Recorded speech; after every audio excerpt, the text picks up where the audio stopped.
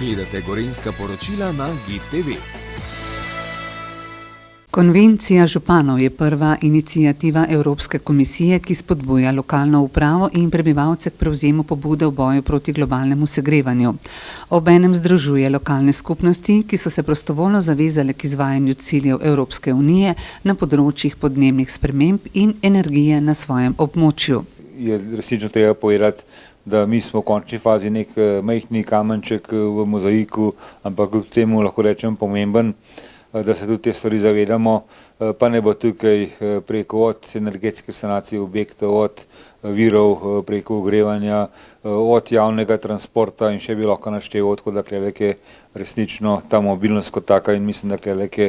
je potrebno resnično v to smer gledati, da bomo mi vsi skupaj živeli pod boljšimi, odličnimi pogoji. Jeseniški občinski svetniki so v prvi obravnavi sprejeli predlog odloka o sofinanciranju turističnih programov v občini Jesenice. Z njim želijo razvijati turistične programe in ponudbe, namenjene obiskovalcem in turistom, spodbuditi društvene dejavnosti na področju turizma in pospešiti promocijo turizma v občini. Sama razprava kot taka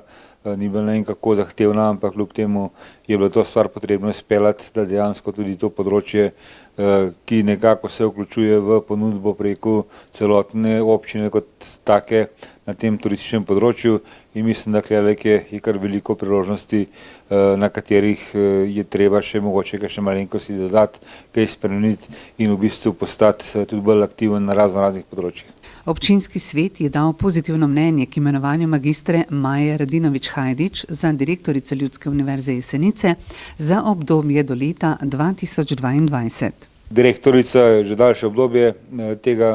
te Ljudske univerze, zelo aktivna na večjih področjih, preko vključujoča v takšne drugačne projekte in ne bodo to mednarodni ali pa tudi na gorenjskem področju in tudi se vidi, da praktično ni imela konkurence na tem področju, tako da jaz v tej priložnosti čestitam in želim uspešno delo tudi v bodoče.